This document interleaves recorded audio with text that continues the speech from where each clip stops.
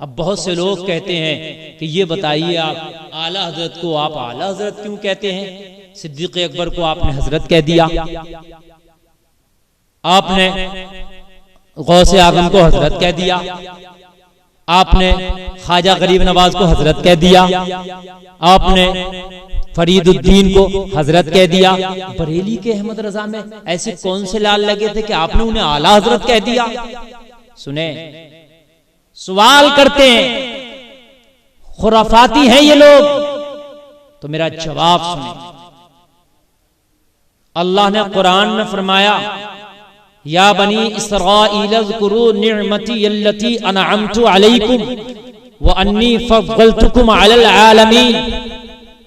अल्लाह फरमाता, याद करो ए कौम बनी इसराइल, मेरे उस इनाम को जो मैंने तुम पर नाजिल किए।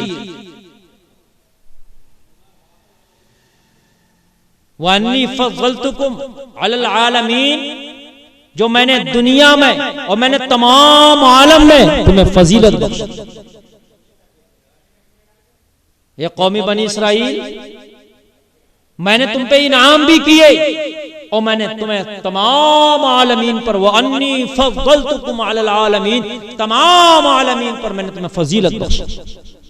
अब मुझे बताइए, कुरान कह रहा, पहला ही पारा है कि मैंने तमाम आलमीन पर तुम्हें फजीलत बख्शी। कौन कह रहा? अल्लाह ताला। किसे? कौम बनी इसराइल को। और दूसरी जगह पर फरमा रहा, कुंतुम खैरा उम्मा, सबसे बेहतर उम्मत तुम हो, यानी उम्मत मोहम्मदिया। तो एक जगह तो कह रहा कौम बनी इसराइल को तमाम आलम में फजीलत दे दी, तो क्या उम्मत मोहम्मदिया पे भी फजीलत दे दी? तो आप समझिए, आप कौम बनी इसराइल को अल्लाह ने कहा तमाम आलमीन में फजीलत दे दी, तो आलमीन के अंदर तो उम्मत मोहम्मदिया भी आती है। क्या उम्मत मोहम्मदिया पर अल्लाह ने फजीलत दे दी? नहीं। समझिए आप, और आगे देखिए, अल्लाह फरमाता, वक़हरा की वस्तफा की अला निसाइल आलमीन। हजरत ईसा अलैहिस्सलातु वस्सलाम की अम्मी मरियम के लिए फरमाता है, ए मरियम, हमने तुम्हें पाक कर दिया, वक़हरा की वस्तफा की, और तुम्हें चुन लिया, अला निसाइल आलमीन, तमाम आलमीन की औरतों पर। तो तमाम आलमीन की औरतों पर अल्लाह ने चुन लिया, क्या मतलब? आलमीन की औरतों में तो हजरत फातिमा भी है, क्या उनसे भी अल्लाह ने आला बना दिया? तमाम आलमीन की औरतों में तो अम्मी आयशा भी है, अम्मी खदीजा भी है, क्या उनसे भी आला बना दिया हजरत मरियम को? नहीं। फिर क्या मतलब है? तो मतलब ये है मौजूद सामीन कराम, ये वक्त और जमाने का एतबार है। यानी मरियम के जमाने में जितनी आलमीन में औरतें थी, तमाम औरतों पर चुना अल्लाह ने हजरत मरियम। रही हजरत फातिमा, अम्मी आयशा, अम्मी खदीजा की बात, तो उनका जमाना हजरत मरियम के जमाने के बाद का जमाना है। और कुरान में जो यहां कहा गया कि हमने तुम्हें तमाम आलमीन की औरतों पर चुना, तो वो उस जमाने की बात है जिस जमाने में हजरत मरियम। ऐसे ही कौम बनी इसराइल को कहा कि हमने तमाम आलमीन पर तुम्हें फजीलत दी, तो उस वक्त तमाम जितनी कौमें थी पूरी दुनिया में, तमाम आलमीन में जितनी कौमें थी, उन सब पर उस जमाने में अल्लाह ने कौम बनी इसराइल को फजीलत दी। ये जमाने का एतबार है। तो अगर जमाने का ही एतबार है, तो फिर मुझे कह लेने दिया जाए, इस 100 साल में सरकार आला हजरत जैसी कोई दूसरी जात दिखा दो, हम उसको आला हजरत कहना शुरू कर देंगे। आला हजरत को जो आला हजरत हम कहते हैं, वो जमाने के एतबार से कहते हैं। आला हजरत के जमाने में, इस 100 साल के जमाने में आला हजरत जैसी कोई जात नजर नहीं आती। बड़े बड़े अल्लामा को देखा, बड़े बड़े उलमा को देखा, हमें सब हजरत नजर आते हैं, तो बरेली के अहमद रजा आला हजरत नजर आते हैं। एतबार जमाने का है, तो फिर हम जमाने के एतबार से बात करते हैं। रही सिद्दीक अकबर की बात, गौसे आजम की बात, तो उनका जाहिरी जमाना आला हजरत के जाहिरी जमाने से पहला। अल्लाह, बस इतना मुझे कहना था। इसलिए आला हजरत ने खुराफातों को जन्म नहीं दिया, बल्कि जड़ से खत्म किया। छोटा मुंह बड़ी बात। सरकार आला हजरत की तसानीफात में हजारहा किताब से भी जायद हैं, लेकिन मैं सारी किताबों को कहता हूं आप छोड़ें, सारी किताबों को बालाए ताक रख दें।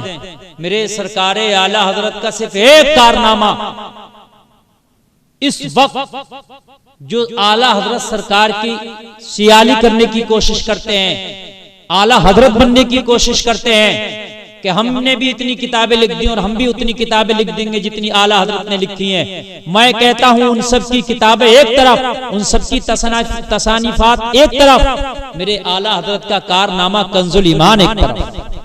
सरकार आला हजरत जैसा तर्जमा, खुदा की कसम बहुत तर्जमे मैंने खंगाले, बहुत तर्जमा को मैंने पढ़ा, लेकिन जो चाशनी, जो दिल को सुकून और जो दिल को इत्मीनान कंजुल ईमान तर्जमा आला हजरत पढ़ने से मिलता है, वो किसी दूसरे तर्जमे में वो तशफ़ी हासिल नहीं होता, वो मजा नहीं हासिल होता।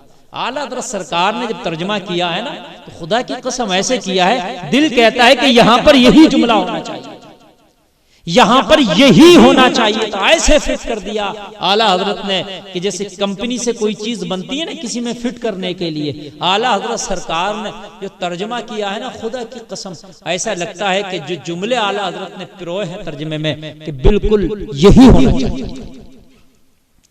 सरकार आला हजरत की नातिया शायरी को ले लें, आप दुनिया वालों के दीवान एक तरफ रख दें, दौरे हादरा की जुमला शायरी को एक तरफ रख दें, सरकार आला हजरत का दीवान हदाई की बख्शिश एक तरफ रख दें, आला हजरत के शेर का, एक शेर का हम पल्ला, आपको कोई कलाम नजर नहीं आएगा, किसी का दीवान नजर नहीं आएगा।